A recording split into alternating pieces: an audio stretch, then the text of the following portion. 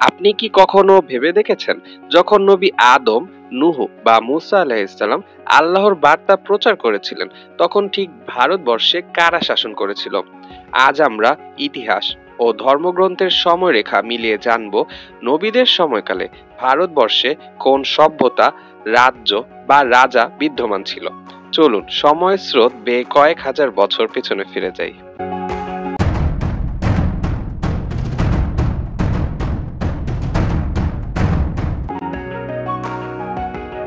প্রথমেই আসি আদম থেকে নূহ আলাইহিসসালামের যুগে। এ সময় পৃথিবী ছিল একদম নতুন। মানুষ তখনও কৃষি ও সমাজ ব্যবস্থার প্রাথমিক পর্যায়ে। ভারতবর্ষে তখন কোনো রাজা বা সাম্রাজ্য ছিল না। মানুষ ছোট ছোট গোত্রে বিভক্ত হয়ে বনে জঙ্গলে বসবাস করত। ইতিহাসবিদরা একে বলেন প্রাগৈতিহাসিক যুগ, যেখানে গুহাবাস, পাথরের অস্ত্র আর শিকার ভিত্তিক জীবন ছিল স্বাভাবিক নিয়ম। এরপর আসে হুদ, সালেহ ও ইব্রাহিম আলাইহিসসালামের যুগ, আনুমানিক খ্রিস্টপূর্ব 2500 থেকে 1800 সালের মধ্যে। এ সময় ভারতবর্ষে গড়ে ওঠে ইতিহাসের অন্যতম প্রাচীন শহর সভ্যতা, সিন্ধু সভ্যতা, যার প্রধান কেন্দ্র ছিল হরপ্পা ও মহেঞ্জোদারো।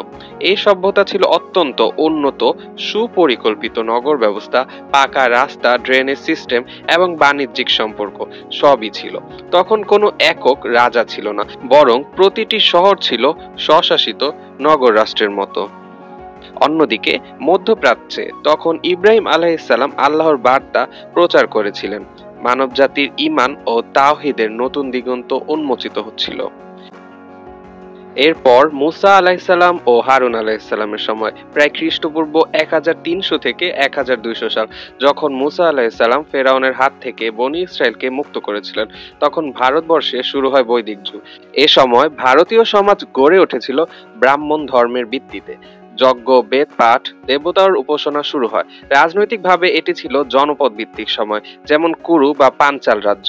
ঋগ্বেদে রাজা সুদাস বা ত্রিবিক্রমা নামক শাসকদের উল্লেখ পাওয়া যায়, যারা ধর্মীয় সংস্কার ও যুদ্ধ পরিচালনায় নেতৃত্ব দিতেন। পরবর্তী সময় দাউদ ও সুলাইমান আলাইহিসসালামের যুগ, প্রায় খ্রিস্টপূর্ব 1000 থেকে 900 সালের মধ্যে। মধ্যপ্রাচ্যে নবীরা সুবিশাল রাজত্ব ও ন্যায়ের শাসন প্রতিষ্ঠা করেছিলেন। একই সময়ে ভারতবর্ষে প্রচলিত হয় রামায়ণ যুগ। অযোধ্যার রাজা দশরথ ও তার পুত্র রামচন্দ্র তখন রাজত্ব করেছিলেন।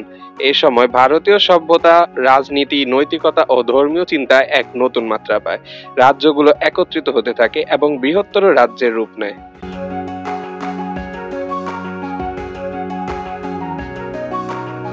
তারপর আসে ইউনুস ও ইলিয়াস আলাইহিসসালাম নবীদের সময়কাল, আনুমানিক খ্রিস্টপূর্ব 800 থেকে 500 সাল পর্যন্ত। এ সময় ভারতবর্ষে গড়ে ওঠে বিখ্যাত 16 মহাজনপদ, যেমন মগধ, কোশল, কাশী, অঙ্গ ও অবন্তী। এ সময়ই ভারতীয় রাজনীতি শক্তিশালী হয়ে ওঠে। ধর্মীয়ভাবে ব্রাহ্মণ ধর্ম থেকে উপনিষদ, দর্শন ও তপস্যার যুগ শুরু হয়। এই সময় রাজারা ছিলেন বিম্বিসার, প্রজাপতি ইত্যাদি, যারা রাজ্য সম্প্রসারণে গুরুত্বপূর্ণ ভূমিকা রাখেন। যখন নবী ঈসা আলাইহিসসালাম আল্লাহর বাণী প্রচার করেছিলেন, তখন ভারতবর্ষে এক মহান ঐতিহাসিক পরিবর্তন ঘটে। এটি ছিল গৌতম বুদ্ধের যুগ, প্রায় খ্রিস্টপূর্ব 563 থেকে 483 সাল পর্যন্ত। রাজা বিম্বিসার ও অজাতশত্রু তখন শাসন করতেন মগধ সাম্রাজ্য। কিছুদিন পরই চন্দ্রগুপ্ত মৌর্য প্রতিষ্ঠা করেন ভারতবর্ষে প্রথম একীভূত সাম্রাজ্য, মৌর্য সাম্রাজ্য। পরবর্তীতে তার নাতি অশোক বৌদ্ধ ধর্ম গ্রহণ করে শান্তি ও মানবতার বার্তা ছড়িয়ে দেন গোটা এশিয়া জুড়ে।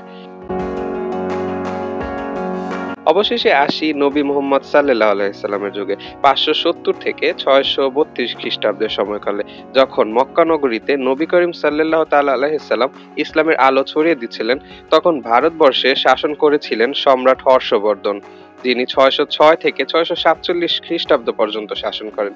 তিনি ছিলেন জ্ঞানপ্রেমী, ধর্মনিরপেক্ষ ও ন্যায়পরায়ণ রাজা। তার সময় ভারতবর্ষের শিক্ষা, সংস্কৃতি ও বৌদ্ধ ধর্ম চর্চা চূড়ান্ত শিখরে পৌঁছায়।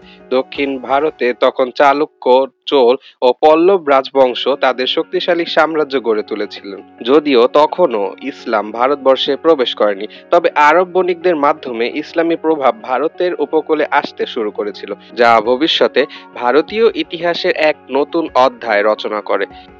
দেখা যায় নবীদের যুগে মধ্যপ্রাচ্যে যেমন আল্লাহর বাণী ও নবুয়তের ধারায় মানবতার শিক্ষা প্রচার হচ্ছিল, ভারতবর্ষেও তেমনি সভ্যতা, ধর্ম, দর্শন ও রাজনীতির বিকাশ ঘটেছিল সমান তালে।